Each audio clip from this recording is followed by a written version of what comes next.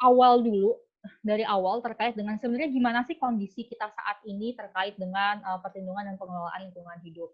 Nah, eh, yang kita cermati adalah memang yang namanya lingkungan hidup itu selalu dibentrokkan dengan pembangunan gitu kan. Kalau seandainya misalnya mau pembangunannya maju, ekonominya maju gitu ya, misalnya harus ada sesuatu yang dikorbankan. Salah satunya adalah lingkungan hidup. Banyak yang beranggapan seperti itu gitu. Dan pelemahan-pelemahan instrumen lingkungan hidup ini sebenarnya tuh nggak terjadi sekali ini ketika Omnibus Law ini ada gitu. Kalau kita melihat, kalau teman-teman tahu ada PPOSS atau apa namanya PP Online Single Submission gitu ya, yang tahun 2018 kemarin sudah diterbitkan. Itu juga salah satu PP yang ICEL mencatat itu melemahkan instrumen perlindungan lingkungan hidup karena dia memperbolehkan ada beberapa kegiatan ya atau ada tindakan-tindakan tertentu yang sudah dapat dilakukan bahkan ketika AMDAL-nya belum selesai gitu. Jadi kalau dulu misalnya AMDAL itu jadi basis untuk melakukan tindakan tertentu gitu ya, tindakan-tindakan lanjutan, sekarang AMDAL tidak lagi menjadi basis tersebut. Meskipun memang untuk tindakan pembangunan atau konstruksi itu pasti akan menunggu AMDAL ya, cuma ada tindakan-tindakan misalnya seperti misalnya penyediaan lahan atau pembukaan lahan yang mungkin bisa dilakukan ketika AMDAL-nya belum selesai. Nah, kemudian ada lagi instrumen tata ruang yang coba dilemahkan dengan misalnya PP atau peraturan pemerintah soal rencana tata ruang wilayah nasional. Jadi di situ mengatakan bahwa untuk proyek strategis nasional gitu ya, misalnya ketika dia tidak sesuai dengan tata ruang, misalnya seperti itu kemudian nanti bisa keluar atau bisa diterbitkan namanya kesesuaian pemanfaatan ruang, misalnya seperti itu. Ya, intinya adalah instrumen-instrumen perlindungan lingkungan hidup ini tidak sekali saja dilemahkan. Dan memang hal ini sangat dikritik oleh banyak orang gitu, termasuk kalau kita lihat di sini Prof. Emil bahwa yang namanya lingkungan dan yang namanya pembangunan ekonomi gitu ya, itu bukan sesuatu yang harus kita dikotomikan. Jadi kalau seandainya kita ingin negara kita maju gitu ya, tidak hanya ekonomi, ya yang namanya lingkungan, perlindungan lingkungan hidup itu juga harus diperhatikan. Ini seperti itu. Nah, kemudian yang kami lihat juga adalah naskah akademik RUU Cipta Kerja, Undang-Undang Cipta Kerja itu memang kenapa gini? Kenapa kami pada akhirnya beranggapan bahwa Undang-Undang Cipta Kerja ini melihat perlindungan lingkungan hidup itu sebagai sesuatu yang menghambat gitu ya? Karena memang itu terlihat dari naskah akademik Undang-Undang Cipta Kerja. Jadi naskah akademik Undang-Undang Cipta Kerja itu melihat bahwa teman-teman bisa cek di halaman 154 menyatakan bahwa penyusunan AMDAL misalnya ya, itu dinilai sebagai sesuatu yang menghambat investasi karena lama dan biaya yang cukup besar. Nah, kenapa lama dan kenapa biaya yang cukup besar? Itu kembali lagi ke akar permasalahan ya, misalnya karena nggak ada datanya, misalnya kayak gitu. Jadi permasalahannya bukan di AMDAL-nya, tapi permasalahannya tuh di implementasinya gitu. Tapi hal-hal akar permasalahan ini tuh nggak dicari gitu, nggak dijelaskan dalam naskah akademiknya. Jadi hanya melihat oke, AMDAL itu bermasalah karena AMDAL itu menghambat investasi karena lama, karena biayanya besar gitu. Tapi kenapa AMDAL bisa jadi penyusunan yang lama dan kenapa bisa jadi biayanya cukup besar, itu nggak dijelaskan gitu. Dan pada akhirnya ujuk-ujuk instrumen terkait dengan AMDAL kemudian dilemahkan. Seperti itu. Dan ICEL juga melihat ada beberapa permasalahan dalam naskah akademik itu. Jadi naskah akademik Undang-Undang Cipta Kerja itu tidak menjelaskan kenapa misalnya Undang-Undang 32 itu harus benar-benar atau Undang-Undang Lingkungan Hidup itu harus direvisi gitu. Jadi misalnya kalau teman-teman bisa lihat di sini, ini aku coba nge-capture naskah akademik ya. Misalnya sebenarnya gini, jadi nanti aku akan cerita gimana keterlibatan masyarakat dalam penilaian AMDAL itu direduksi. Aku mencoba mencari tahu gitu, kenapa ya? Kenapa apa alasan mereka gitu mereduksi keterlibatan masyarakat dalam penilaian AMDAL gitu? Harusnya kan ada kajian akademiknya gitu ya, untuk pada akhirnya sampai pada kesimpulan oke, masyarakat ini harus dibatasi keterlibatannya gitu. Saya coba riset, jawabannya adalah mungkin kalau teman-teman bisa lihat yang di nomor 2 ini, naskah akademik hanya mengatakan bahwa keterlibatan masyarakat oleh sebagian pihak dianggap menjadi faktor penghambat investasi, sehingga perlu kehati-hatian dalam perumusan pasal ini, gitu. Siapa gitu? Sebagian pihak itu siapa gitu loh. Kemudian kenapa itu bisa menghambat investasi gitu. Nah, hal-hal seperti ini tuh tidak dijelaskan secara detail dalam naskah akademik. Jadi Aisel tuh berpendapat bahwa naskah akademik RUU Cipta Kerja itu tidak secara komprehensif menjelaskan kenapa satu undang-undang itu harus diubah. Tapi justru malah langsung keluar dalam batang tubuhnya adalah undang-undang tersebut ketentuan tersebut perlu diubah. Misalnya seperti itu. Nah, ini saya coba menjabarkan sedikit aja bahwa memang hal-hal yang diubah dalam naskah dalam Undang-Undang Cipta Kerja terkait dengan lingkungan hidup itu ada lumayan signifikan lah, dari instrumen pencegahan, kemudian instrumen pengawasan, instrumen penegakan hukum gitu. Instrumen pencegahan juga ini yang aku merah-merahin, ada KLHS, tata ruang, AMDAL, KUPL, perizinan, audit gitu. Ini adalah poin-poin yang mendapat perubahan atau mendapat perubahan signifikan dalam Undang-Undang Cipta Kerja. Nah, saya mau coba masuk ke substansinya ya. Kenapa pada akhirnya Aisel mengkritisi undang-undang ini. Pertama, Aisel itu memahami bahwa, atau Aisel itu berpandangan bahwa yang namanya AMDAL itu adalah sesuatu yang sangat penting dalam upaya untuk mencegah kerusakan maupun pencemaran lingkungan hidup gitu. Karena di situ kan bisa diprediksi bagaimana usaha ini akan berjalan, bagaimana dampak dari usaha ini gitu kan, kemudian apa langkah-langkah yang akan dilakukan oleh perusahaan gitu ya untuk mengatasi permasalahan atau potensi dampak ini seperti itu. Dan itulah kenapa partisipasi publik itu menjadi penting, partisipasi masyarakat itu menjadi sangat penting dalam proses penyusunan AMDAL gitu. Ya karena kan masyarakat yang ada di sekitar tempat kegiatan tersebut gitu ya, dan masyarakat yang benar-benar mendapatkan dampak gitu ya dari kegiatan tersebut gitu. Jadi benar-benar pertimbangan masyarakat itu perlu untuk diperhatikan dalam proses penyusunan AMDAL, dan memang partisipasi publik itu merupakan ruh. Jadi ruhnya AMDAL. Jadi AMDAL itu ruhnya ada di partisipasi publik gitu. Jadi kalau seandainya partisipasi publik dilemahkan, ya esensi dari AMDAL itu dilemahkan gitu. Nah, jadi jangan sampai juga teman-teman terbawa informasi yang mungkin salah, karena banyak informasi-informasi di luar, AMDAL dihapus gitu. AMDAL nggak dihapus teman-teman, namun AMDAL posisinya sangat dilemahkan karena partisipasi publik di sini juga dilemahkan. Contohnya seperti apa pelemahan partisipasi publik gitu ya. Pertama dengan dihapuskannya Komisi Penilai AMDAL. Jadi Komisi Penilai AMDAL itu merupakan wadah gitu ya bagi masyarakat untuk dapat dilibatkan dalam penilaian AMDAL. Jadi Komisi Penilai AMDAL itu isinya tuh ada macam-macam dari berbagai macam unsur. Mulai dari masyarakat, kemudian ahli, kemudian pemerintah, pelaku usaha, misalnya seperti itu.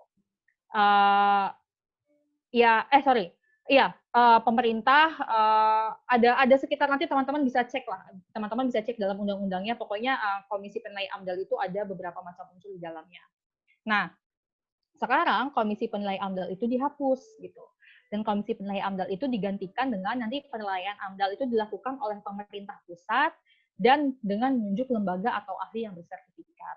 Nah, siapa ini lembaga atau ahli yang bersertifikat? Ini kita juga nggak tahu ini siapa unsur-unsur apa yang ada di dalamnya, kemudian apakah masyarakat itu juga terlibat, kayaknya kita juga nggak ada yang tahu gitu loh. Tapi yang jelas, apakah lembaga atau ahli bersertifikat ini bisa mewakili keadaan-keadaan di tempat di tempat akan dibangunnya usaha tersebut gitu. Apakah mereka benar-benar bisa memahami apa yang terjadi di dalam lingkungan tersebut, di dalam di tempat tersebut, seperti masyarakat itu memahami apa yang ada terjadi di lingkungannya mereka gitu. Nah, itu yang perlu untuk diperhatikan. Dan kedua, permasalahannya adalah lingkup masyarakat itu juga diperkecil gitu. Jadi kalau dulu masyarakat yang dapat terlibat dalam penyusunan AMDAL itu tuh ada, kalau nggak salah ada 3 gitu kalau nggak salah. Jadi pertama masyarakat terdampak, ini aku catat, masyarakat terdampak, kemudian ada pemerhati lingkungan gitu, jadi NGO, CSO yang fokus atau akademisi yang fokus gitu ya terhadap lingkungan hidup, sama masyarakat yang terpengaruh atas keputusannya. Jadi siapapun yang berkepentingan gitu ya atas kegiatan atau usaha tersebut itu terlibat dalam penyusunan AMDAL. Nah, sekarang yang terlibat hanyalah masyarakat yang terdampak langsung. Nah, pertanyaannya siapa masyarakat yang terdampak langsung itu siapa gitu? Bagaimana cara bisa bisa menentukan saya terdampak langsung, kamu terdampak tidak langsung gitu. Itu nggak ada kriterianya juga. Dan keterlibatan NGO dan CSO lingkungan hidup atau pemerhati lingkungan itu juga nggak ada gitu kan. Nah, jadi keterlibatan masyarakat dalam proses penyusunan AMDAL ini juga semakin dilemahkan seperti itu. Nah, kemudian teman-teman juga mungkin tahu gitu ya, di dalam Undang-Undang Cipta Kerja ini mereka mengubah izin lingkungan menjadi persetujuan lingkungan. Gitu. Jadi di Undang-Undang Cipta Kerja ini tuh izin tuh cuma satu, izin berusaha namanya. Yang lainnya tuh namanya persetujuan lingkungan, persetujuan lokasi, misalnya seperti itu. Nah, pertanyaannya sekarang adalah apakah persetujuan lingkungan itu sesuatu yang dapat digugat? Karena selama ini izin lingkungan itu sangat penting teman-teman, sangat penting posisinya. Jadi kalau ada satu proyek gitu ya yang bermasalah gitu ya, masyarakat ini selalu menggunakan izin lingkungan sebagai alat untuk mengkoreksi keputusan tersebut atau mengkoreksi keputusan akan dibangunnya proyek tersebut, misalnya seperti itu, dengan melakukan gugatan terhadap izin lingkungan. Nah, permasalahannya, apakah persetujuan lingkungan itu juga bisa digugat? Karena pasal yang menyatakan bahwa izin lingkungan itu dapat digugat, itu justru dihapuskan, gitu. Kalau banyak narasi sih yang maksudnya di berbagai diskusi-diskusi pemerintah tuh selalu ngomong persetujuan lingkungan itu bisa digugat, persetujuan lingkungan bisa digugat gitu. Tapi dalam undang-undang itu itu juga justru dihapus gitu pasalnya. Jadi tidak jelas ke depannya apakah persetujuan lingkungan ini atau apakah masyarakat nantinya masih bisa atau masih memiliki kesempatan untuk dapat mengkoreksi keputusan terkait dengan pengembangan proyek di satu wilayah jika persetujuan lingkungan ini tidak dapat digugat, belum jelas apakah persetujuan lingkungan dapat digugat atau tidak gitu. Kemudian terkait dengan persetujuan lingkungan juga permasalahannya adalah reduksi hak atas akses informasi, teman-teman. Jadi kalau dulu yang namanya izin lingkungan itu harus diumumkan ketika ada permohonan dan ketika keputusannya sudah keluar. Jadi pas awal banget pelaku usahanya datang gitu ya mau ngebangun, mereka ingin mengajukan permohonan untuk mendapatkan izin lingkungan, itu harus ada pengumuman ke masyarakat. Hey, saya mau bangun nih di sini nih, gitu. Saya mau mengajukan permohonan izin lingkungan, boleh nggak? Bisa seperti itu. Nah, kalau sekarang pengumumannya itu hanya ketika keputusannya udah keluar. Jadi kan terlalu terlambat gitu ya untuk teman-teman, untuk masyarakat, untuk memahami atau mengetahui bahwa akan ada satu proyek gitu ya di satu wilayah tersebut gitu. Nah, ditambah pula pengumumannya hanya pakai media elektronik aja gitu dan cara-cara yang ditetapkan oleh pemerintah pusat. Kalau dulu itu cara untuk melakukan pengumuman itu harus dengan media itu yang benar-benar mudah dipahami oleh masyarakat. Jadi kalau seandainya masyarakat sekitar itu bacanya adalah media lokal A misalnya, ya pengumumannya harus di situ gitu. Karena masyarakat untuk mengetahuinya adalah dengan cara seperti itu gitu. Kalau sekarang harus dengan media elektronik. Pertanyaannya apakah masyarakat sekitar itu semuanya mengakses media elektronik gitu kan. Nah, justru kan hal ini akan mereduksi hak atas akses informasi bagi masyarakat sekitar untuk dapat mengetahui apakah ada bagaimana perkembangan proyek di satu wilayah tersebut. Nah, kemudian terkait dengan penegakan hukum, di awal banget memang ICEL mengkritisi terkait dengan penegakan hukum karena memang ada beberapa ketentuan-ketentuan atau tindakan gitu ya yang itu jelas-jelas merupakan pidana, tindakan pidana, tapi dikasihnya sanksi administratif dulu gitu. Nah, tapi baiknya gitu ya, hal baiknya adalah beberapa ketentuan ini pada akhirnya dikembalikan ke undang-undang semula gitu. Jadi ada beberapa ketentuan yang memang pada akhirnya sudah dikembalikan agar dapat dikenakan pidana terlebih dahulu karena memang itu sudah merupakan suatu tindak pidana. Sekalipun memang ada ketentuan juga yang masih kita kritisi, yaitu terkait dengan kalau melakukan pengelolaan limbah B3 tanpa izin gitu ya, itu sekarang masih diberikannya sanksi administratif gitu. Padahal sebenarnya di banyak negara kalau udah limbah B3 teman-teman tahu, limbah B3 itu kan limbah sangat berbahaya gitu ya. Hazardous waste gitu. Harus ada benar-benar proteksi dari awal gitu. Ya jangan sampai ketika udah ada akibat dulu baru mereka kena pidana gitu loh. Nah, itu ya hal-hal yang kita kritisi. Nah, yang ini sebenarnya hampir selesai. Saya ingin mengajak teman-teman untuk benar-benar memahami sekali bagaimana isi dari undang-undang ini gitu.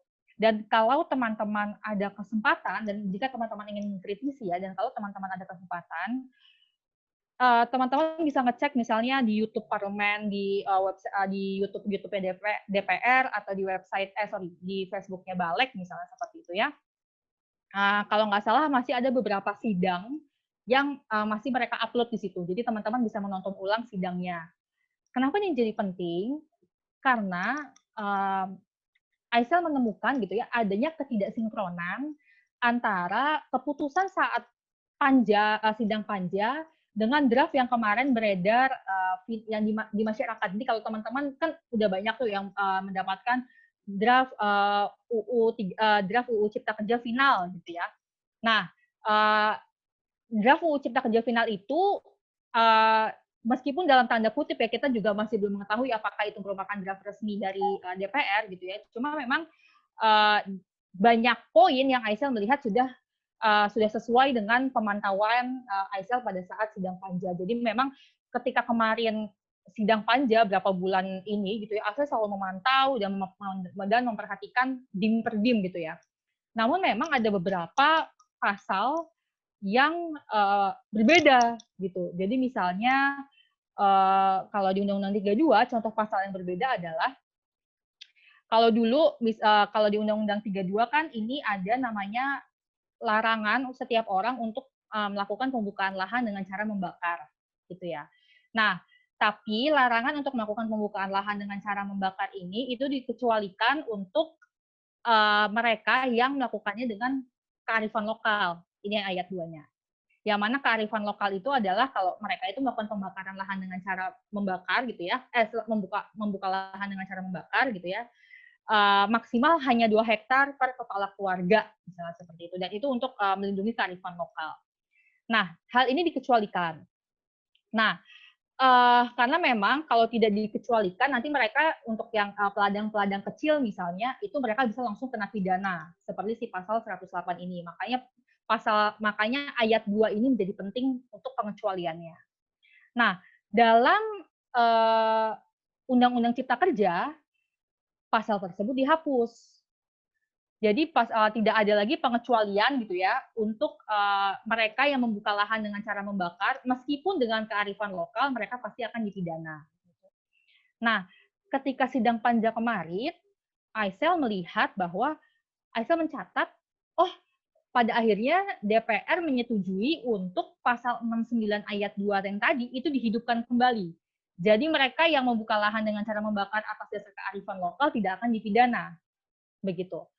Tapi ketika melihat kemarin draft yang beredar gitu ya, pasal tersebut hilang lagi. Gitu. Ayat 2 tersebut hilang lagi nih. Ini yang di sebelah kanan ya kosong, hilang lagi gitu. Nah, sekali lagi kita nggak bisa ngasih judge gitu ya, karena kita juga nggak tahu apakah ini draft yang draft yang terakhir atau enggak, atau draft resmi dari DPR atau tidak gitu. Tapi setidak-tidaknya hal-hal seperti ini tuh perlu untuk diperhatikan. Kenapa? Karena ada kemungkinan juga DPR luput misalnya untuk memasukkan pasal tertentu karena saking banyaknya pasal di undang-undang ini gitu. Kalau luput dikit aja, itu kan menjadi masalah banget gitu. Kenapa luput? Kenapa jadi masalah banget? Andai saja benar-benar si pasal 69 ayat 2 ini luput misalnya, untuk ayat 2-nya luput untuk dimasukkan gitu. Ya itu teman-teman kita yang jadi peladang kecil, yang membuka lahan dengan cara membakar tapi dengan kearifan lokal gitu ya, atas dasar kearifan lokal, mereka akan dipidana. Tapi itu hanya karena misalnya keluputan untuk memasukkan ayat tersebut dalam undang-undang ini, misalnya seperti itu. Jadi memang penting untuk kita untuk benar-benar melihat pasal per pasal, kemudian mengkritisi bagaimana kemarin proses persidangannya di Panja gitu ya, untuk pada akhirnya kita bisa memantau dan mengawasi apakah memang benar Undang-Undang Cipta Kerja ini nantinya sudah sesuai dengan apa yang dibahas kemarin ketika rapat Panja seperti itu. Ini contoh contoh videonya. Aisel ada videonya, boleh ditayangin. Tadi aku kirim ke Mutia, aku stop. Mutia, oh iya Kak, stop share dulu. oke. Untuk di admit dulu.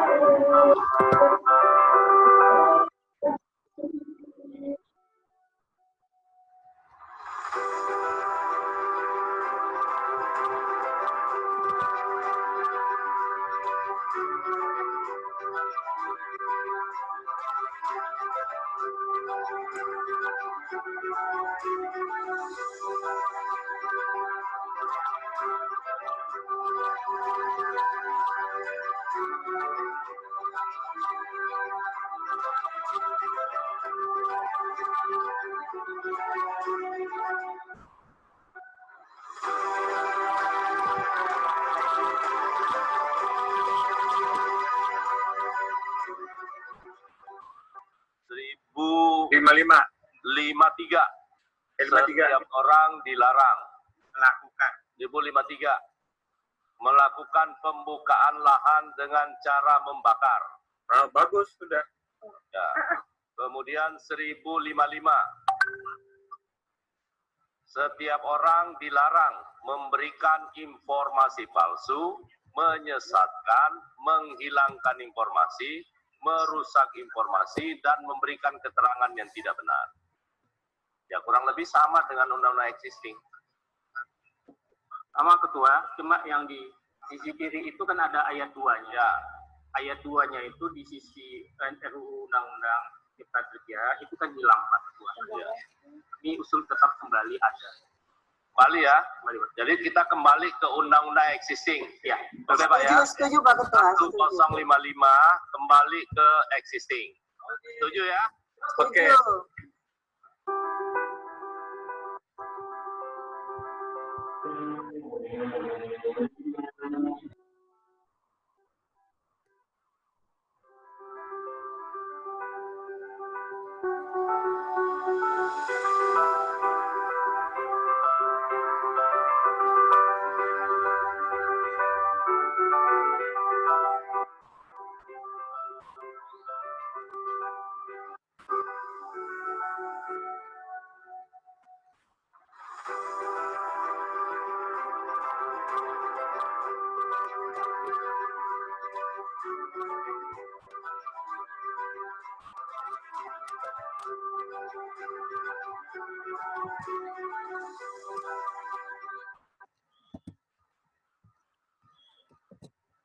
Ya, terima kasih. Kira-kira gitu teman-teman. Jadi memang kenapa pada akhirnya untuk kita benar-benar memantau pasal per pasal itu menjadi sangat penting karena undang-undang ini itu pasalnya banyak sekali gitu ya. Jadi jangan sampai misalnya ada keluputan-keluputan seperti ini yang mungkin nantinya bisa berdampak pada penegakan hukum atau perlindungan terhadap masyarakat yang tidak atau perlindungan yang tidak memihak kepada masyarakat seperti itu. Nah, dikit lagi dari aku, intinya adalah sebenarnya selain dengan Undang-Undang 32 atau Undang-Undang Lingkungan Hidup, hal lain itu juga banyak sekali hal-hal yang patut dikritisi. Utamanya misalnya terkait dengan tata ruang. Misalnya adanya penghapusan syarat-syarat penting dalam alih fungsi lahan pertanian untuk kebijakan strategis nasional. Kemudian adanya jaminan tidak adanya perubahan fungsi kawasan dan tata ruang pada wilayah pertambangan, misalnya seperti itu. Sorry, yang jaminan tidak adanya perubahan fungsi kawasan dan tata ruang pada wilayah pertambangan ini ada di Undang-Undang Pertambangan yang baru, Undang-Undang Minerba yang paling baru, Undang-Undang 3 tahun 2020.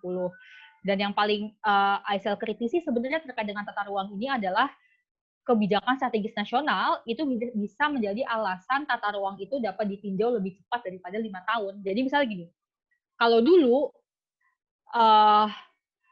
kan teman-teman tahu ya RT RW ya atau tata ruang gitu ya. Nah kemudian tata ruang itu kan dia bisa ditinjau atau ada namanya peninjauan kembali setiap 5 tahun sekali gitu ya. Nah tapi memang peninjauan ulang tata ruang setiap 5 tahun sekali ini itu bisa dipercepat atau bisa lebih dari 5 tahun sekali gitu ya. Kalau ada alasan-alasan khusus, misalnya seperti bencana alam skala besar atau bencana nasional gitu ya, yang mengharuskan peruntukan kawasan tersebut diubah sekarang juga, gitu. Atau karena adanya masalah terhadap kedaulatan negara gitu ya. Nah tapi sekarang alasan ini ditambah satu, yaitu kebijakan strategis nasional.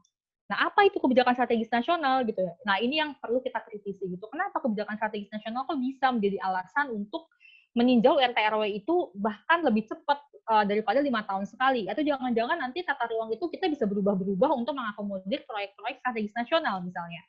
Nah, hal-hal seperti ini yang patut untuk dikritisi. Nah, intinya adalah sebenarnya yang ingin saya sampaikan atau perlu untuk dipikirkan adalah teman-teman perlu untuk memperhatikan benar-benar tujuan RUU Cipta Kerja ini apa gitu ya. Kalau memang tujuan RUU Cipta Kerja ini adalah untuk percepatan izin misalnya, percepatan proses izin, percepatan investasi misalnya seperti itu. Kenapa pasal-pasal seperti pelibatan masyarakat gitu ya, yang mungkin itu nggak ada hubungannya sama sekali dengan percepatan izin gitu ya, tapi itu justru malah hal-hal yang dalam tanda kutip diotak-atik gitu loh. Jadi perlu untuk melihat sebenarnya tujuan RUU Cipta Kerja itu apa sih gitu. Dalam naskah akademiknya itu apa sih dan apakah itu sejalan dengan pasal-pasal yang diubah gitu. Kemudian yang kedua, ketika pemerintah dan DPR itu berargumen bahwa tujuan RUU Cipta Kerja ini adalah untuk simplifikasi peraturan, pertanyaannya adalah apakah benar untuk simplifikasi peraturan? Padahal Undang-Undang Cipta Kerja ini memandatkan adanya 456 peraturan pelaksanaan. Dan ini mungkin saya salah nih, bukan 456, mungkin 400 berapa gitu, karena saking banyaknya ya. Tapi kira-kira sekitar segini. Jadi apakah semangat simplifikasi ini benar-benar ada gitu. Dan perlu untuk teman-teman garis bawahi juga gitu ya, peraturan pelaksananya ini harus selesai dalam 3 bulan. Teman-teman bayangin, satu PP aja gimana, satu peraturan aja bisa bertahun-tahun nggak selesai biasanya selama ini gitu. Tapi ini benar-benar dipercepat harus dalam jangka waktu 3 bulan. Dan pertanyaannya adalah, bagaimana publik bisa dilibatkan kalau dalam jangka waktu 3 bulan itu harus menyelesaikan peraturan pelaksanaan sebanyak ini gitu. Atau jangan sampai gitu ya, kesalahan Undang-Undang Cipta Kerja yang prosesnya sangat amat tertutup dan tidak melibatkan publik, itu diulang lagi dalam proses penyusunan peraturan pemerintahnya tersebut atau peraturan pelaksananya tersebut. Dan yang terakhir adalah perlu diperhatikan bahwa undang-undang ini tidak sejalan dengan semangat pembangunan berkelanjutan. Bahwa yang namanya pembangunan berkelanjutan itu tidak ada dikotomi antara pembangunan ekonomi dengan perlindungan lingkungan hidup, dengan kesejahteraan masyarakat atau perlindungan sosial gitu ya. Karena di undang-undang ini mereka benar-benar seperti approach-nya atau pandangannya adalah oke, ekonomi dulu gitu ya, lingkungan nanti gitu. Nah, apakah ini sejalan dengan semangat pembangunan berkelanjutan? Karena bahkan Undang-Undang 1945 pun mengamanatkan adanya pembangunan berkelanjutan kalau teman-teman melihat pasal 33 ayat 4 Undang-Undang Dasar 1945 gitu. Dan yang terakhir yang mau saya sampaikan adalah saya tertarik banget sama quotes-nya Mahatma Gandhi. Earth provides enough to satisfy everyone's needs, but not everyone's greed. Jadi sebenarnya bumi ini itu cukup gitu untuk memenuhi kebutuhan manusia-manusia, semua manusia. Tapi nggak akan pernah cukup untuk memenuhi kebutuhan manusia-manusia yang kikir gitu. Nah sayangnya kita saat ini sedang berhadapan sama manusia-manusia yang kikir. Jadi kita sangat takut bahwa bumi ini nggak akan cukup untuk memenuhi kebutuhan tersebut dan pada akhirnya menapiskan kebutuhan manusia-manusia yang sangat amat membutuhkan yang lainnya. Begitu dari saya, Ibu Moderator. Monggo kalau ada yang mau didiskusikan. Wah, terima kasih Kak atas penyampaiannya. Ini aja udah nampak ya sebenarnya kita harusnya arahnya kemana gitu. Mungkin ada pertanyaan dari teman-teman, mungkin bisa langsung raise hand aja.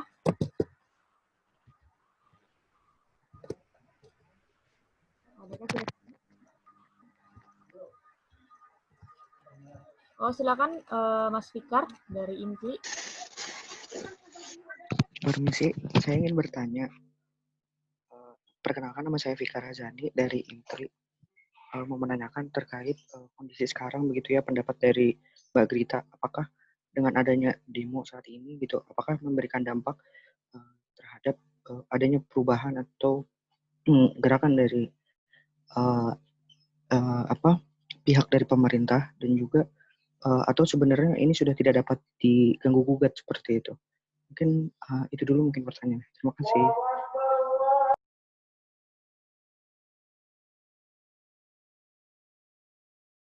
Ini mau jawab sekarang langsung apa gimana?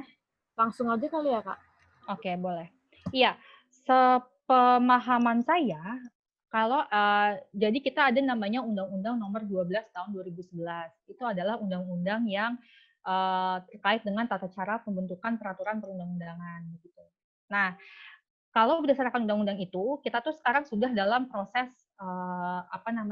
pengesahan. Jadi kita sudah melewati sudah melewati proses pembicaraan tingkat 2 ya. Jadi kalau yang teman-teman tahu hari Senin kemarin yang dipimpin oleh Bu Puan gitu ya, itu namanya pembicaraan tingkat 2. Nah, kemudian memang seharusnya setelah pengesahan itu prosesnya secara peraturan perundang-undangan adalah langsung pengundangan. Nah, ketika proses pengesahan ke pengundangan ini sebenarnya kita tuh tinggal menunggu undang-undangnya itu dinomorkan saja, misalnya seperti itu. Nah, sepemahaman saya, tapi mungkin nanti teman-teman juga bisa riset dan bisa koreksi, ketika proses ini itu sebenarnya sudah tidak bisa mengubah ketentuan yang ada dari pemerintah maupun DPR. Karena kalaupun misalnya presiden itu tidak mengundangkan undang-undangnya, gitu ya, tidak memberikan nomor terhadap undang-undangnya tetap akan dianggap sah juga, tetap dianggap sah. Gitu. Tapi sebenarnya ini tidak masalah juga gitu ya dengan adanya demo ini, bukan berarti menutup celah kita untuk benar-benar bisa menggagalkan dalam tanda kutip Omnibus Law ini. Jangan lupa kita ada namanya Mahkamah Konstitusi. Nah, jadi di Mahkamah Konstitusi itu ada namanya mekanisme uji formil. Jadi uji formil itu adalah kita mengajukan gugatan ya atau permohonan gugatan dalam tanda kutip kepada Mahkamah Konstitusi yang menyatakan bahwa secara proses undang-undang ini bermasalah. Jadi misalnya secara proses undang-undang ini tidak melibatkan partisipasi masyarakat, undang-undang ini tidak naskah akademiknya tidak terbuka, misalnya seperti itu. Itu sangat amat kuat dan sangat amat bold idenya atau argumennya untuk bisa dibawa ke Mahkamah Konstitusi. Dan baiknya adalah ketika Mahkamah Konstitusi itu mengabulkan uji formil, itu satu undang-undang bisa batal semua. Gitu. Jadi masih ada kesempatan teman-teman melalui si mekanisme uji formil itu. Gitu. Oke, baik Mbak, terima kasih. Ini Mbak, mungkin satu lagi kali. Apakah petisi itu merupakan suatu tindakan yang efektif begitu ya terkait pihak-pihak yang mungkin tidak setuju terhadap hal tersebut? Iya, buat saya itu efektif. Kenapa gini? Saat ini movement seperti ini itu sangat amat penting gitu. Kalau seandainya, dan saya melihat movement di Indonesia ini benar-benar bisa membuat mata dunia itu terbuka. Kenapa? Kalau teman-teman melihat, nanti teman-teman bisa googling, itu bahkan sudah ada 35 investor asing gitu ya yang mengirimkan surat terbuka ke presiden untuk yang menyatakan bahwa sebenarnya undang-undang ini secara lingkungan hidup itu bermasalah gitu. Nah, sekarang undang-undang ini undang-undang Cipta Kerja ini ditujukan untuk mengundang investor asing, tapi malah investor asing menyurati presiden gitu kan. Berarti presiden bahwa kami keberatan dengan adanya undang-undang ini gitu loh. Nah, kalau nggak salah nggak hanya dari investor asing tersebut yang mengirimkan surat terbuka, ada juga kalau nggak salah Global Union, jadi persatuan, suara aku kedengeran nggak ya? Kedengeran ya? Sorry, karena di aku internet connection unstable. Ya bahkan bahkan ada juga Global Union gitu ya yang juga memberikan surat terbuka kepada Jokowi gitu bahwa undang-undang ini patut untuk dibatalkan gitu. Jadi semua movement seperti ini, demo besar-besaran misalnya, kemudian petisi, itu benar-benar sangat amat efektif dan juga itu bisa menjadi bridging gitu ya untuk membuka mata dunia bahwa hey, ada masalah nih di negara ini gitu, dan marilah kita bergerak bersama. Seperti itu sih. Baik, terima kasih Mbak atas jawabannya. Baik, apakah masih ada pertanyaan lagi? Silakan di raise hand, teman-teman.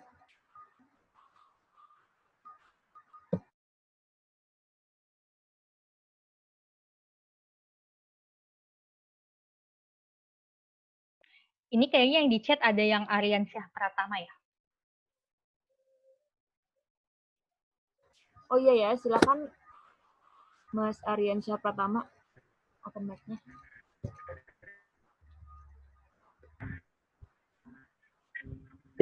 Terima kepada moderator yang mensiarkan saya. Perkenalkan, saya Rancia Pratama dari Medan ya. Saya domisili di Medan, mahasiswa Unimed gitu. Nah, ini mau bertanya kepada Mbak Grita nih. Jadi yang tadi kita sudah membahas terkait bahwasannya dengan adanya Undang-Undang Cipta Kerja ini justru banyak gitu ya melemahkan pasal-pasal yang dimana sebenarnya pasal-pasal itu sendiri melindungi adanya pasal-pasal, contohnya seperti pasal lingkungan hidup tadi seperti itu. Nah, lalu dengan adanya Undang-Undang Cipta Kerja ini kemudian pasal-pasal seperti itu dilemahkan begitu ya Mbak. Nah kemudian yang ingin saya tanyakan, apakah ada tidak hubungan gitu ya? Nah kalau kita melihat suatu diterbitkannya undang-undang atau peraturan, biasanya ada pemikiran atau ide mendasar yang kemudian memunculkan undang-undang itu sendiri gitu kan. Kira-kira ada tidak hubungan antara undang-undang, terutama undang-undang Cipta Kerja ini yang kita lihat sendiri sangat-sangat kapitalistik begitu ya. Nah, karena memudahkan ada investasi asing begitu, masuk investasi asing. Nah, ada tidak hubungan dari dikeluarkannya undang-undang ini dengan sistem ekonomi kita pada saat ini begitu, Mbak. Kalau kita lihat dari sudut pandang ekonomi begitu, mungkin itu ya, Mbak Grita. Saya kembalikan kepada moderator. Maaf, aku pertanyaannya kurang agak putus-putus. Dia aku boleh sekali lagi? Oh iya, baik Mbak. Jadi kita lihat peraturan kita belakangan ini, terutama Undang-Undang Cipta Kerja ini sangat bersifat kapitalistik begitu ya, kalau kita lihat dari sudut pandang ekonomi. Jadi yang ingin saya tanyakan nih Mbak, kira-kira memang ada hubungannya tidak peraturan-peraturan perundang-undangan kita di negara kita ini pada belakangan ini dengan sistem ekonomi kita yang memang sudah sangat bercorak kapitalis ini, Mbak, gitu, Mbak. Mungkin itu saja, Mbak. Baik, saya kembalikan kepada moderator. Ya, oke. Ini ada agak lumayan sulit ya pertanyaannya, tapi saya hanya bisa bicara seperti ini. Memang banyak, yang jelas satu, saya bukan ekonom. Kedua, tapi kalau saya melihat berita-berita, memang sudah banyak sekali ekonom yang menjelaskan bahwa bahwa undang-undang ini memang mencoba untuk menggeser gitu ya, sistem ekonomi kita ke dalam sistem ekonomi yang liberal kapitalistik. Liberal kapitalistik. Teman-teman mungkin untuk melihat pandangannya bisa ke banyak kok ekonom-ekonom yang bicara seperti itu begitu. Namun permasalahannya yang kita kritisi adalah justru gini, pertanyaan dasar seperti ini itu nggak muncul di naskah akademik. Bahkan naskah akademik saja itu tidak mampu untuk menjelaskan, misalnya apa hubungan pasal kenapa masyarakat itu harus diperlemah misalnya seperti itu, dengan apa hubungannya kalau masyarakat yang dilibatkan dalam proses penilaian AMDAL itu menjadi lebih sempit, itu dapat membuat investasi semakin baik. Apa hubungannya? Itu kan nggak ada hubungannya sama sekali gitu. Kemudian apa hubungannya ketika komisi penilai AMDAL dihapuskan dan akan berhubungan dengan peningkatan investasi gitu. Itu kan nggak ada hubungannya sama sekali gitu. Jadi naskah akademik itu tidak menjelaskan apa hubungan antara permasalahan-permasalahan yang ada dengan pasal-pasal yang pada akhirnya keluar gitu. Jadi nggak kelihatan nih hubungannya, dan pada akhirnya adalah ya pasal-pasal yang keluar itu tidak sesuai dengan atau tidak menjawab permasalahan-permasalahan yang ada saat ini gitu. Jadi kalau ditanya tadi, apakah ada kajian ya terkait dengan undang-undang ini kemudian akan mengubah sistem ekonomi kita, dan apakah ada hubungannya gitu ya? Secara teoritik mungkin ada hubungannya, dan itu mungkin teman-teman ekonom yang bisa menjawab gitu. Tapi secara legal formal dalam naskah akademik itu nggak dijelaskan sama sekali. Begitu sih pandangan aku. Dan harusnya hal ini, hal yang tadi Mas siapa yang tanya, Putar? Mas Aryan Syah tanyakan, itu adalah hal mendasar. Dan itu adalah hal yang harusnya dijawab dalam naskah akademik sebelum pada akhirnya mengotak-atik pasalnya. Gitu. Tapi sayangnya itu luput dari pembahasan. Gitu sih. Gimana Mas Aryan Syah? Ya, baik. Cukup jelas ya. Terima kasih kepada Mbak Grita penjelasan. Mungkin ini ada yang bertanya lagi dari Reza Nasution. Silakan Mas Reza. Assalamualaikum Kak. Jadi gini, saya mau bertanya, apakah dengan nanti disahkannya undang-undang ini, misalnya kan gedung-gedung tinggi itu banyak di perkotaan dan akan mudah diurus izin AMDAL-nya gitu. Jadi nanti apakah akan berdampak ke lingkungan gitu. Jadi istilahnya gini Kak, nanti akan banyak gitu bermunculan gedung-gedung tinggi setelah disahkannya undang-undang ini. Itu sih Kak yang mau tanya tentang AMDAL-nya ini sendiri, tentang gedung-gedung tinggi ini. Iya, begini. Yang pasti undang-undang ini tuh tidak tidak mengkhususkan gitu ya, akan memberikan kemudahan pada usaha tertentu atau pada bidang tertentu gitu ya. Karena undang-undang ini memberikan kemudahan kepada semuanya, kepada usaha apapun gitu ya, kepada pembangunan apapun gitu. Dan jadi kalau untuk pertanyaan kamu, ya pasti akan dipermudah. Karena memang itulah semangat dari undang-undang ini, gitu loh. Semangat dari undang-undang ini adalah untuk mempermudah perizinan segala sesuatunya, agar pada akhirnya nanti pembangunan ekonomi akan terus berjalan, gitu ya. Akan banyak pembangunan-pembangunan yang akan dapat menciptakan atau meningkatkan investasi di Indonesia, gitu. Jadi dengan adanya tadi misalnya, nah kalau ditanya bagaimana cara mempermudahnya, ya itu tadi, mungkin karena misalnya yang tadinya izin jadi persetujuan lingkungan, yang tadinya kita ada izin lingkungan jadi hanya persetujuan lingkungan, misalnya seperti itu. Kalau yang tadinya komisi penilai AMDAL itu misalnya harus ada konsultasi publik, ini jadi hanya dengan tim ahli saja, misalnya seperti itu. Ya, hal-hal seperti itu sih. Tapi yang jelas memang undang-undang ini tidak memberikan spesifik penjelasan kalau kita akan memberikan kemudahan pada usaha A atau usaha B, tapi kita memberikan kemudahan pada semua usaha yang bisa mendorong investasi gitu. Dan gini Kak, kemudian kenapa sih undang-undang ini tidak memperdulikan dampak lingkungan, entah banjir, longsor, dan sebagainya? Dan itu sih Kak yang kuherankan, kenapa nggak memperdulikan dampak lingkungannya nanti misalnya setelah undang-undang ini disahkan gitu, dengan kemudian dikasih bencana malah nanti terjadi gitu di perkotaan itu sendiri. Ya, aku sarankan mungkin kalau kamu tanya kenapa undang-undang ini seperti itu kan kita kembali lagi kepada harusnya yang menjawab adalah si penyusun undang-undang ya sebenarnya gitu ya.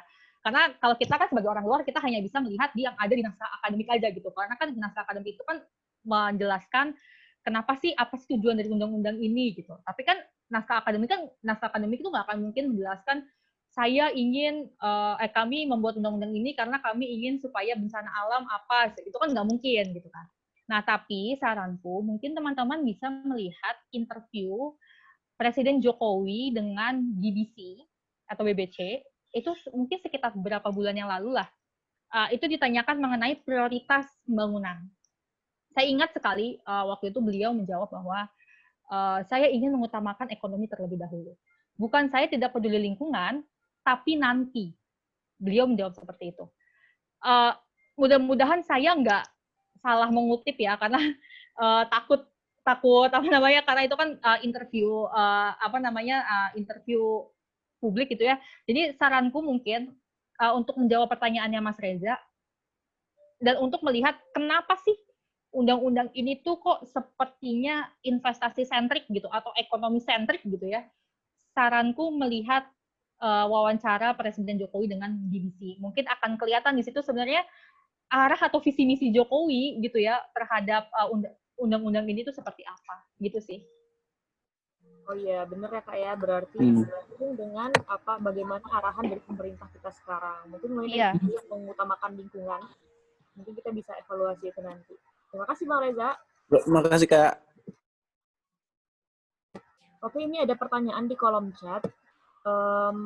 Assalamualaikum Kak, izin bertanya, dengan disahkannya UU yang istilahnya mempermudah segala birokrasi perizinan dan lain-lain, lalu pemerintah pusat mempunyai fleksibilitas dalam mengambil kebijakan, serta nanti bakal disebut atau diperjelas lagi dalam peraturan pemerintah yang bersifat teknis gitu. Dan bayangkan ketika setelah ada gugatan UU tersebut masih tetap tidak digubris. Lantas apakah ada langkah lain atau momen untuk kita yang concern dalam bidang lingkungan, tata ruang maupun energi untuk turut campur dalam pembuatan peraturan pemerintah yang bersifat lebih teknis? Ya, ini bagus banget pertanyaannya. Karena kita itu menghadapi kemungkinan buruk gitu ya. Mungkin memang sekarang kita punya pilihan untuk mengajukan uji formil misalnya seperti itu. Tapi bagaimana jika memang uji formil itu tidak bisa tidak dikabulkan misalnya seperti itu ya. Ya, dan menurut saya penting untuk teman-teman benar-benar bisa involve dalam peraturan pelaksanaannya, yaitu peraturan pemerintah. Nanti aku akan kirim ke Mutia. Jadi kemarin itu kalau teman-teman lihat ada press conference menteri-menteri gitu ya. Isinya adalah terkait dengan penjelasan Undang-Undang Cipta Kerja. Dan di situ Kemenko Perekonomian itu memaparkan kalau nggak salah ada beberapa peraturan pelaksana gitu yang mereka bikin dan udah ada udah ada judulnya gitu, peraturan PP ini yang kita mau bikin. Nah, saranku memang intervensi di level peraturan pelaksana itu menjadi sangat penting untuk benar-benar bisa memastikan bahwa perlindungan lingkungan hidup ini masih diperhatikan. Sebenarnya gini teman-teman, saya harus notice bahwa Undang-Undang Cipta Kerja ini banyak menghapus ketentuan-ketentuan detail yang tadinya ada di undang-undang gitu ya. Kemudian dihapus, kemudian nantinya masuk ke dalam peraturan pelaksana gitu. Di satu sisi kita khawatir kalau nanti peraturan pelaksananya itu akan mengatur sesuatu yang lebih longgar gitu ya atau lebih lemah daripada undang-undangnya gitu. Tapi sebenarnya di sisi lain, kalau seandainya teman-teman mau mengintervensi peraturan pelaksananya, ini merupakan satu peluang sebenarnya. Jadi ada peluang bahwa peraturan pelaksananya ini masih bisa mengembalikan semangat perlindungan lingkungan hidup. Gitu.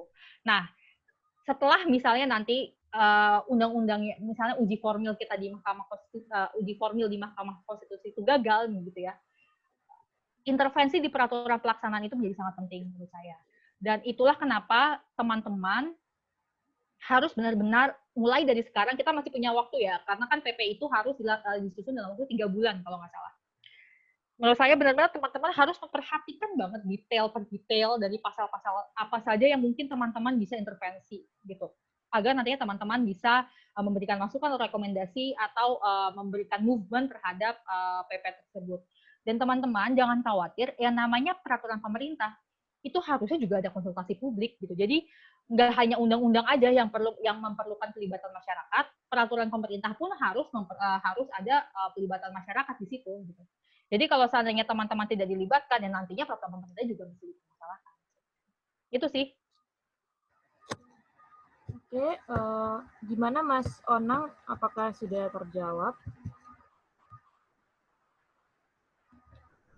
Oke, lanjut ke Mas Abdullah Azam. Silakan open mic-nya, Mas. Ya, apakah dengar suaranya? Sudah tuh, terdengar. Ya, izin bertanya moderator kepada pemateri.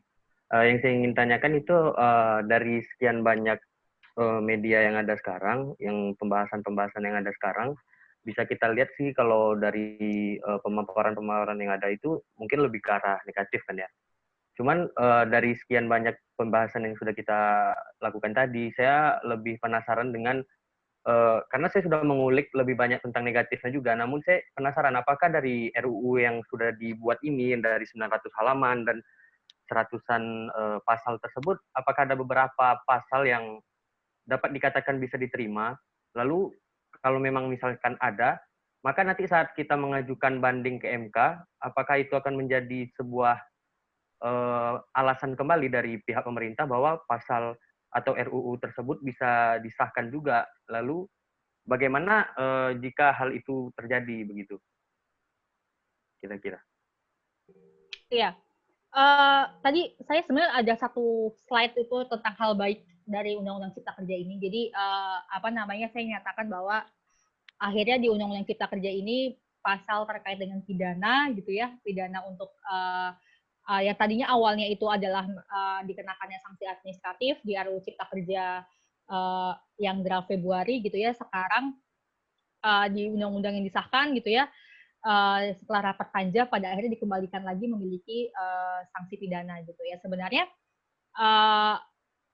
ada juga hal-hal positif seperti itu gitu. Tapi memang gini, hal-hal positif seperti itu sebenarnya saya harus katakan bahwa mungkin tidak sebanyak itu gitu, tidak sebanyak mudaratnya dalam tanda kutip, tidak sebanyak mudaratnya dari undang-undang ini gitu.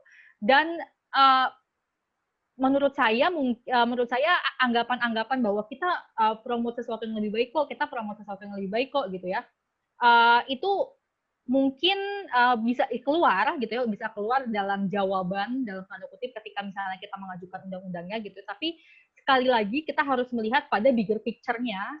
Kita bisa melihat pada bigger picture-nya bahwa undang-undang ini jauh memiliki permasalahan-permasalahan dibandingkan dengan dampak positif tersebut gitu sih. Pandangan saya. Ada tanggapan lagi mungkin? Jadi kalau misalnya dari yang dikatakan Mbak tadi, kalau memang ya benar yang hal-hal negatif tersebut juga yang jadi tujuan utama kita, di mana untuk RUU ini bisa kita batalkan. Lalu dari sekian banyak RUU yang sudah dibahas oleh orang-orang lain juga dari pihak-pihak lain, maka kenapa sampai sekarang juga masih berat rasanya untuk atau tidak ada gerak langkah pasti dari pemerintah seperti untuk membatalkan RUU tersebut, karena kan setelah dilihat pun sebenarnya lebih banyak negatifnya gitu. Apakah ini karena tidak logis saja menurut saya kalau misalnya RUU yang sudah dipandang banyak yang negatifnya juga masih dipertahankan seperti itu. Sebentar, ini maksudnya pertanyaannya adalah kenapa dari pemerintahnya tidak mau membatalkan? Iya, masih apa namanya? Masih dalam tahap setelah sekian banyak demo yang turun, aksi yang turun, namun tidak ada langkah pasti dari pemerintah untuk menjelaskan bagaimana RUU ini akan ditindak berikutnya, gitu. Iya, pertama perlu untuk teman-teman apa namanya? Perlu untuk teman-teman notice juga bahwa undang-undang ini tuh pemerakarsanya pemerintah gitu. Jadi undang-undang ini tuh pemerakarsanya bukan DPR. Jadi kan kalau undang-undang itu kan ada dua boleh diusulkan oleh dua pihak. Jadi usulnya DPR atau usulnya pemerintah gitu ya. Nah, undang-undang ini memang usulnya adalah pemerintah gitu. Nah,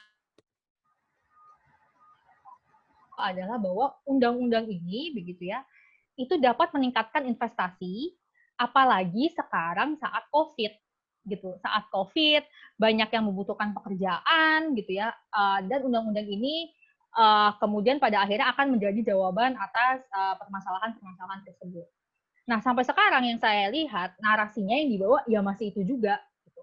Narasinya yang dibawa adalah masih apa namanya undang-undang ini memiliki perizinan bisa apa namanya mempermudah perizinan, kemudian bisa meningkatkan perekonomian Indonesia yang sedang lesu, misalnya seperti itu. Dan perlu teman-teman pahami juga bahwa yang menolak undang-undang ini kan nggak semua orang Indonesia menolak gitu. Kalau teman-teman melihat misalnya Mata Najwa lah kemarin, itu kayak pengusaha-pengusaha itu kan sebenarnya sangat senang dengan adanya undang-undang ini, gitu kan. Nah, sekarang pertanyaannya adalah pemerintah ini ingin ingin dalam tanda kutip melihat gitu ya atau mempertimbangkan pendapat yang mana gitu. Ingin mempertimbangkan pendapat masyarakatKah yang benar-benar melakukan penolakan secara besar-besaran atau ingin mempertimbangkan pendapat pihak-pihak yang yang benar-benar mendukung adanya undang-undang ini, misalnya seperti itu. Atau misalnya pemerintah ingin melakukan adanya win-win solution atau apalah gitu. Nah, itu yang kita memang sampai sekarang masih menunggu bagaimana tindakan dari pemerintah gitu. Karena memang saya pribadi juga nggak tahu gitu kenapa pada akhirnya pemerintah masih terus berjalan dengan undang-undang ini meskipun penolakannya sudah gede-gedean. Penolakannya kan nggak hanya sekarang, penolakannya tuh udah dari berapa bulan yang lalu bahkan ketika pembahasan dimulai gitu kan.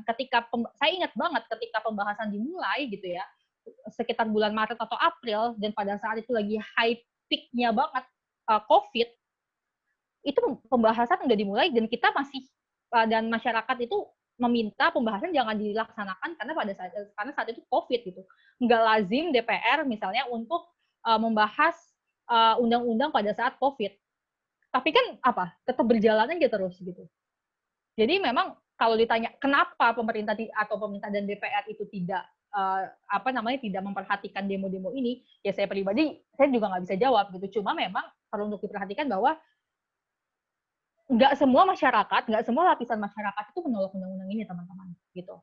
Dan nggak semua lapisan masyarakat itu melihat undang-undang ini punya dampak negatif yang sebegini besarnya terhadap masyarakat, gitu. Apalagi yang kepentingannya adalah memang untuk berbisnis dan berinvestasi di Indonesia. Karena memang undang-undang ini memang memberikan kemudahan-kemudahan untuk mereka. Seperti itu sih jawaban dari aku. Ya baik, mungkin terakhir aja nih, mungkin agak kepanjangan juga. Pertanyaan terakhir dari saya, dari kakak sendiri nih, untuk pandangan tentang RUU Cipta Kerja sekarang. Kan ini dibuatnya RUU ini kan untuk mempermudah ekonomi Indonesia yang sedang middle trap itu sedang terjebak di saat kita ingin maju, tapi terjebak karena tentang undang-undang tenaga kerjaan yang ada sekarang, maka diciptakan RUU. Lalu jika memang untuk hal-hal lingkungan memang menjadi isu negatif, lalu apakah nanti RUU ini tersebut lebih baik memang kita meminta kepada pihak pemerintah nih untuk memang menarik total dan tidak membahas kembali, atau kita rombak kembali untuk beberapa hal yang memang menjadi poin-poin utama kita dalam melakukan aksi-aksi yang ada begitu? Ya, teman-teman, gini, undang-undang ini sudah disahkan. Jadi undang-undang ini tidak mungkin dirombak kembali dari awal, kecuali memang undang-undang ini nantinya dibatalkan.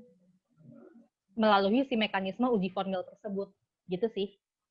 Jadi memang sekarang posisinya adalah undang-undang ini sudah disahkan, kemudian kalau secara hukum ya dia itu tinggal menunggu nomor gitu, atau tinggal diundangkan lah, tinggal dikasih nomor undang-undangnya gitu. Nah, ketika nanti sudah dikasih nomor, misalnya itu sudah terbuka gitu peluang bagi masyarakat untuk mengajukan permohonan kepada Mahkamah Konstitusi gitu ya untuk mengajukan gugatan misalnya untuk pembatalan undang-undang ini. Gitu. Itu sih langkah yang paling konkret pada akhirnya jika ingin benar-benar membatalkan undang-undang ini. Jadi sekarang bolanya ini udah di kita lagi, udah di kita. Gitu. Bukan lagi di mereka, karena di mereka tuh udah selesai sebenarnya, udah disahkan juga. Gitu. Gitu sih. Baik, terima kasih atas jawabannya, Kak. Ya. Oke, terima kasih Mas Abdullah Azam atas pertanyaannya. Apakah masih ada yang ingin bertanya? Mungkin bisa raise hand ya kalau yang mau bertanya. Teman-teman. Oke. Kak, ini ada salah satu pertanyaan dari Lilis ya, Kak. Jadi gini, kalau misalnya kan ini udah terlanjur disahkan, jadi omnibus law, kalau misalnya omnibus law ini dicabut atau dibatalkan, apakah peraturan-peraturan sebelumnya itu akan dibatalkan, akan aktif lagi seperti biasa gitu, Kak? Pertanyaan itu simpel. Iya, jadi kalau seandainya nanti undang-undang omnibus law ini disahkan, nanti ya kita kembali lagi ke undang-undang existing atau undang-undang yang sekarang gitu. Jadi nggak ada masalah sebenarnya, nggak akan ada masalah ketika misalnya undang-undang ini disahkan karena ya sistem hukum kita gitu ya atau peraturan-peraturan yang berjalan sekarang akan tetap berjalan seperti biasa gitu sih. Oke, mungkin teman-teman masih ada yang ingin bertanya? Mumpung lagi ada Kak Grita nih.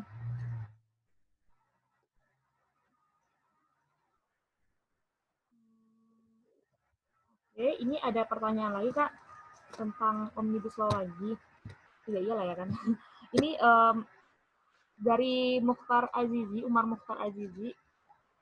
Tadi udah bertanya belum ya Mas Umarnya?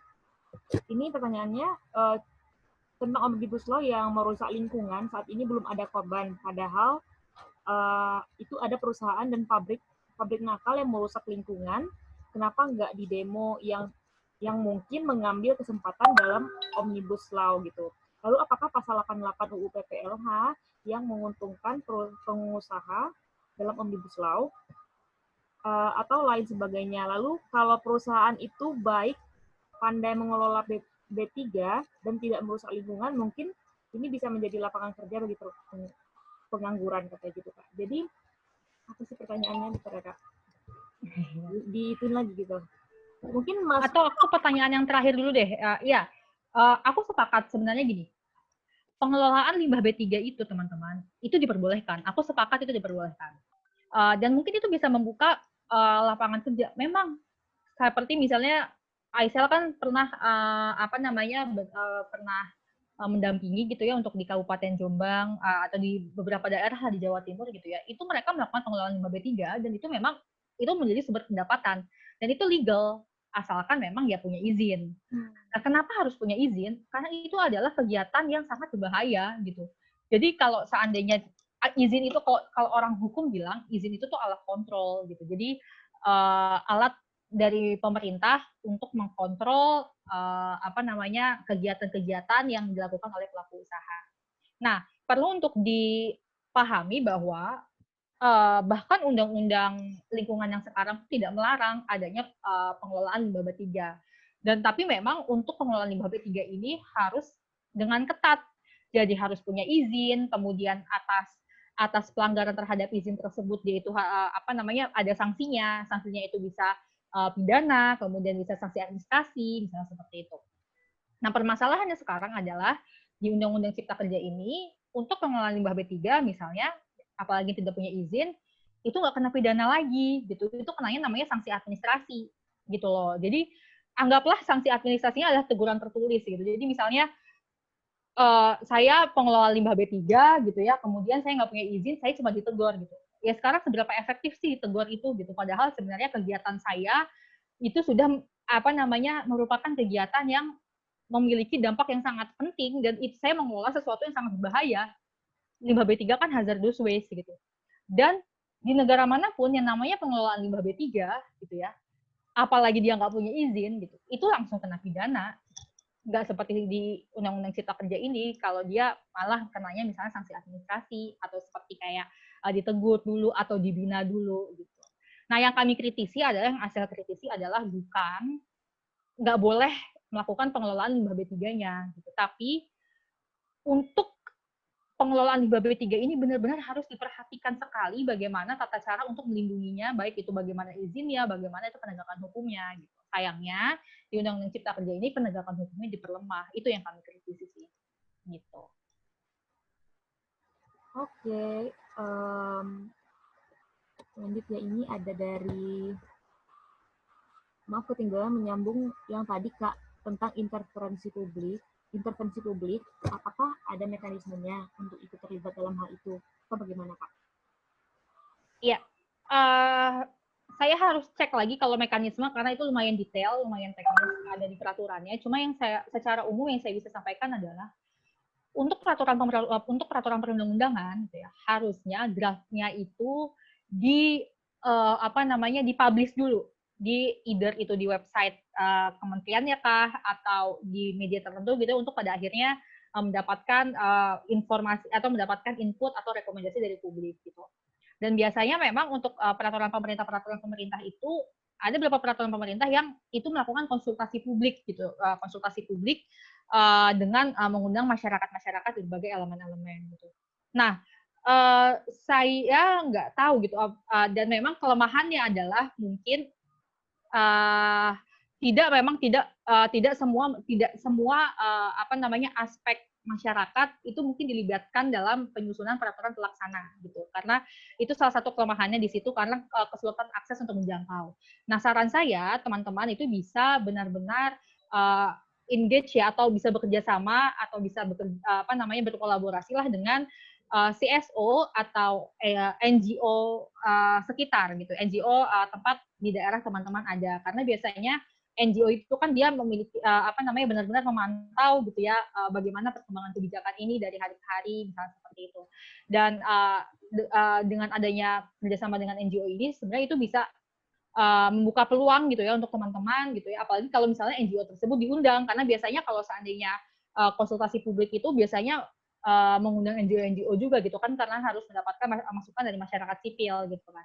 Nah, jadi teman-teman bisa berpartisipasi dengan bekerja bareng dengan LSM setempat, dan syukurnya kalau LSM setempat juga diberikan kesempatan untuk mengikuti konsultasi publik tersebut, jadi teman-teman bisa menitipkan masukan-masukannya untuk disampaikan pada konsultasi publiknya. Atau kalau misalnya teman-teman ingin mengajukan surat terbuka sebagai Dewan Energi Mahasiswa, misalnya DEM gitu ya, surat terbuka secara kolektif gitu untuk masukan bersama terhadap peraturan pelaksanaan ini, itu sangat amat bagus sekali, dan menurut saya sebagai mahasiswa itu opportunity yang sangat amat kuat untuk teman-teman bisa lakukan gitu sih. Oke, gimana Mas? Oke. Baik, ini mungkin ada pertanyaan Kak lagi, ini terkait dari Fadila Nur Aprilia dari INPLI, terkait pro dan kontra Omnibus Law ini, apakah Omnibus Law yang telah disahkan ini memperbaiki kualitas regulasi di Indonesia gitu? Mungkin secara keseluruhan ya Kak, atau malah sebaliknya? Terkait apa, maaf? Terkait pro dan kontra Omnibus Law ini. Oh, pro dan kontra, oke. Apakah Omnibus Law yang telah disahkan ini dapat memperbaiki kualitas regulasi di Indonesia atau malah sebaliknya? Ini mungkin secara keseluruhan. Ya, yang saya katakan di sini adalah, yang saya bisa katakan,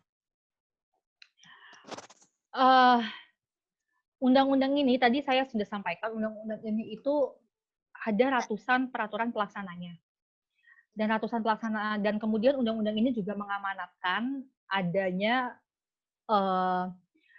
adjustment gitu atau penyesuaian terhadap peraturan pelaksana dari undang-undang. Jadi kan gini, undang-undang ini kan ada 76 undang-undang yang direvisi. Dan 76 undang-undang itu kan pastinya punya peraturan pelaksananya masing-masing. Gitu kan. itu kita udah bisa bayangkan tuh berapa ratus peraturan atau ribu mungkin berapa ribu peraturan pelaksana dari 76 undang-undang itu. Ditambah pula dengan mandat dari Undang-Undang Cipta Kerja gitu ya untuk dapat menyelesaikan peraturan pelaksanaan dari Undang-Undang Cipta Kerja yang ratusan itu dalam waktu 3 bulan. Sekarang teman-teman bisa bayangkan satu peraturan pemerintah aja gitu, itu biasanya berbulan-bulan diselenggarakan, bisa jadi bertahun-tahun itu pembahasannya gitu kan. Nah ini peraturannya diminta untuk selesai dalam waktu 3 bulan. Siapa yang bisa menjamin kualitas dari peraturan yang benar-benar disusun secara terburu-buru? Seperti itu sih. Kecuali kalau misalnya mereka sudah mempersiapkan peraturan pemerintahnya itu sebelum undang-undangnya selesai. Nah itu another issue ya, karena berarti kan mereka sudah yakin ketika undang-undang ini belum selesai, mereka sudah yakin kalau oke, undang-undang ini pasti akan disahkan apapun itu kondisinya gitu. Makanya kita susun peraturan pemerintahnya dari sekarang. Tapi again, menurut saya terlepas dari mereka sudah menyusun peraturan pemerintahnya apa belum dulu gitu ya, ada juga kewajiban untuk adjustment gitu ya, untuk adjustment peraturan-peraturan pemerintah dari 76 undang-undang itu semuanya seluruhnya gitu ya dalam waktu 3 bulan, dan menurut saya itu waktu yang nggak masuk akal untuk bisa adjustment itu semua. Maka kualitasnya sih kita nggak akan bisa jamin sebenarnya gitu. Ya mungkin kita sama-sama semua udah dapet lah poinnya ya, itu berkualitas atau enggak gitu. Mungkin masih ada pertanyaan dari teman-teman sebelum kita tutup agendanya.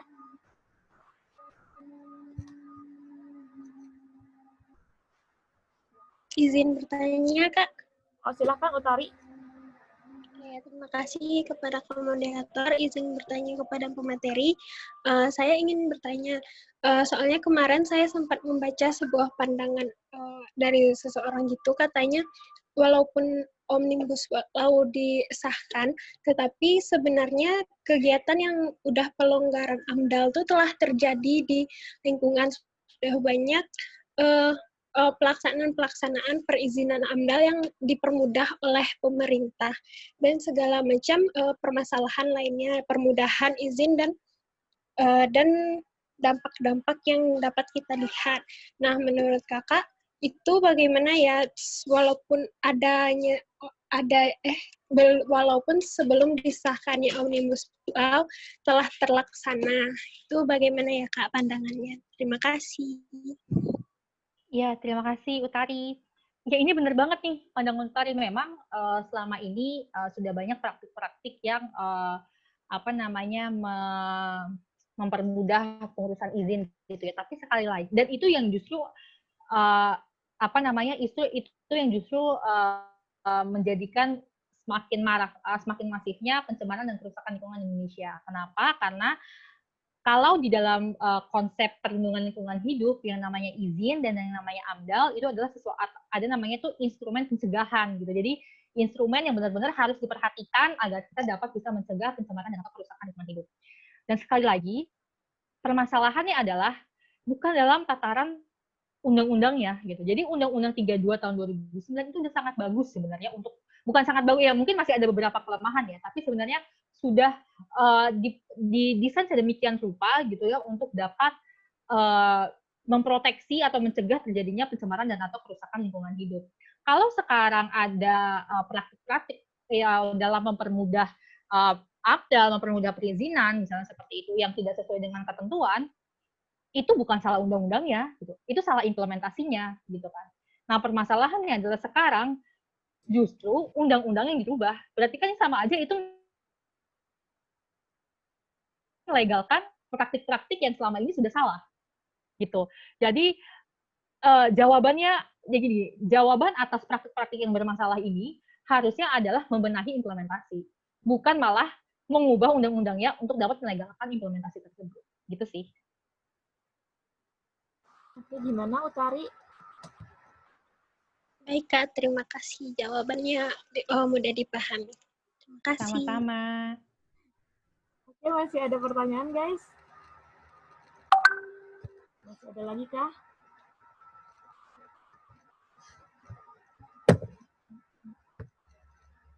Oke. Kak, ini ada sebenarnya kayak mungkin banyak yang itu ya muncul ya di media-media sosial kita. yang terkait poster Omnibus Law versus lingkungan hidup yang dari Forest Digest gitu Kak. Kakak pernah lihat nggak itu? Nah itu mungkin Kakak bisa klarifikasi juga Kak nanti dari takutnya malah ada yang keliru atau gimana gitu. Ini dia.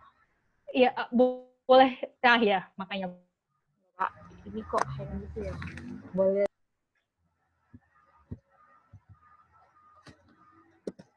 Nggak apa-apa.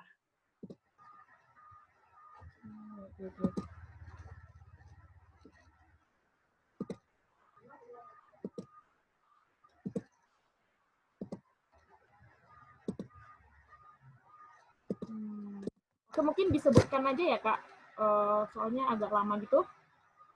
Yang pertama itu tentang proteksi lingkungan hidup dan proteksi lingkungan tak ditegaskan sebagai bagian dari keputusan industri. Itu benar atau gimana? Gimana? Proteksi lingkungan tak ditegaskan sebagai bagian dari keputusan industri. Ya, saya nggak ngerti sih maksud dia tidak ditegaskan itu apa, tapi yang jelas kalau dilemahkan iya. Itu jawabanku. Terus izin lingkungan untuk perusahaan dihapus diganti persetujuan lingkungan dari pemerintah. Ya, betul. Izin lingkungan diganti dengan persetujuan lingkungan. Karena di dalam dalam Undang-Undang Cipta Kerja hanya mengenal satu izin, yaitu izin usaha. Yang lainnya adalah persetujuan. Gitu. Wow. Terus 9 kriteria usaha berdampak penting dihapus. Itu gimana Kak? Ya, ini agak tricky teman-teman. Jadi awalnya itu ada di dalam jadi gini, ada satu pasal gitu ya yang menyebutkan kriteria dampak penting dari satu kegiatan gitu ya. 9 kriteria usaha berdampak penting. Nah, sekarang ini memang dihapus dari pasalnya gitu ya. Tapi ada di bagian penjelasan pasal tersebut gitu. Tapi saya memahami kenapa teman-teman Forest Digest ini berbicara seperti ini karena memang nggak banyak orang yang benar-benar baca sampai penjelasannya gitu. Mau baca pasalnya aja gitu udah banyak banget kan gitu. Dan memang benar kalau di pasalnya memang dihapus gitu. Tapi ada di bagian penjelasannya gitu sih. Selanjutnya Kak, yang masalah AMDAL di monopoli pemerintah itu? Ini benar. Benar ya? Karena kan tadinya kan penilaiannya itu kan dengan Komisi Penilai AMDAL ya. Oh iya benar. Aktivis pengamat ahli lingkungan tak lagi terlibat dalam penyusunan AMDAL. Berarti benar. Ya, tadi kan yang terlibat hanyalah masyarakat yang terdampak langsung. Oh iya benar. Ya. Tak ada lagi komisi penilai AMDAL, benar. Benar. Ya? Tak ada penegasan informasi kelayakan lingkungan hidup dalam investasi mudah diakses masyarakat. Tidak ada penegasan informasi kelayakan lingkungan hidup dalam investasi yang mudah diakses masyarakat. Ini benar. Yang tadi aku cerita, yang namanya keputusan kelayakan lingkungan hidup harus diumumkan melalui media elektronik. Itu kan emang media elektronik merupakan media yang mudah untuk diakses oleh masyarakat setempat. Gitu. Karena dulu ketentuannya adalah untuk keputusan tersebut harus dipublikasikan di media-media yang mudah diakses oleh masyarakat. Kalau seandainya media yang mudah diakses oleh masyarakat adalah media cetak lokal, ya diumumkan di situ, gitu. Tapi sekarang benar-benar hanya diumumkan di media elektronik saja, gitu. Ya. Itu ada pengawasan dan sanksi administratif terhadap industri yang menjalankan proteksi lingkungan sepenuhnya oleh pemerintah pusat. Ya, jadi memang ini memang nggak hanya terjadi di Undang-Undang Lingkungan aja. Tapi memang karena kan kalau teman-teman tahu Undang-Undang Cipta Kerja ini dia memang merubah pola kewenangan ya. Jadi kewenangannya yang tadinya ditarik kewenangan pusat dan kewenangan daerah gitu ya. Sekarang memang kewenangannya ini banyak ditarik ke pusat semua gitu, termasuk untuk kewenangan pengawasan, termasuk untuk kewenangan pemberian sanksi begitu. Memang ada beberapa kewenangan yang diberikan lagi kepada daerah, seperti ada beberapa kewenangan perizinan yang pada akhirnya dikasih lagi ke daerah gitu. Tapi untuk pengawasan dan sanksi itu memang pada akhirnya menjadi kewenangannya pusat. Oke, terus satu lagi itu jenis-jenis sanksi administratif ditiadakan. Ini setahu saya jadinya ada. Emang dulu di Undang-Undang RUU Cipta Kerja yang versi pertama ya, yang dibahas, itu memang ditiadakan setahu saya. Tapi ini jadi ada lagi sih. Oke. Tertutup pintu gugatan akibat kerusakan lingkungan. Nah, tadi aku udah cerita ya. Iya, Ada kemungkinan persetujuan lingkungan bukan merupakan satu objek gugatan gitu. Kita khawatir itu malah tidak bisa digugat gitu.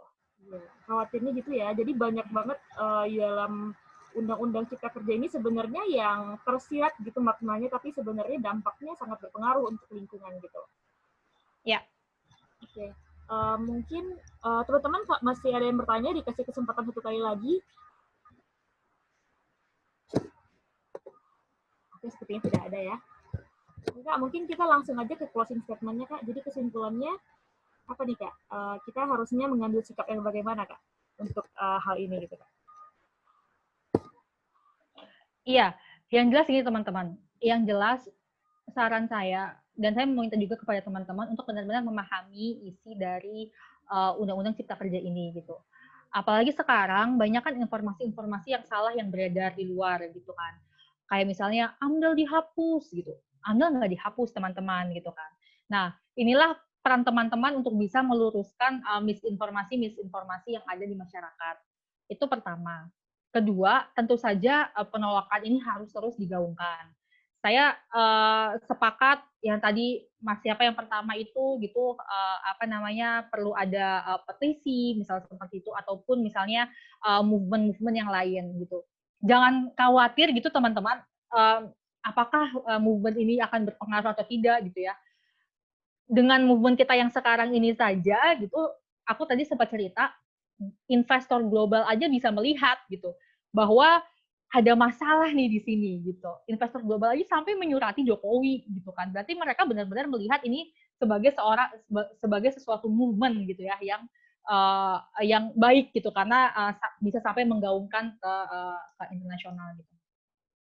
Kemudian ketika nanti misalnya ada uji formil, misalnya teman-teman dan saya nggak tahu apakah nanti akan ada uji formil misalnya, tapi kalau misalnya ada uji formil, kami harapkan juga teman-teman bisa campaign untuk hal tersebut gitu agar bisa menginfluence atau mempengaruhi Mahkamah Konstitusi bahwa undang-undang ini nih undang-undang bermasalah gitu. Jadi open your eyes Bapak-bapak dan Ibu-ibu hakim gitu, tolonglah lihat dan tolonglah kabulkan permohonan tersebut gitu. Terakhir, jikalau memang misalnya tadi seperti Masnya yang nanya undang-undang ini mungkin tidak disahkan, tidak bisa dibatalkan melalui Mahkamah Konstitusi misalnya seperti itu, jangan khawatir teman-teman bisa berkontribusi gitu ya dan harus berusaha untuk mencari celah bagaimana caranya saya bisa berpartisipasi dalam proses penyusunan peraturan pelaksanaan.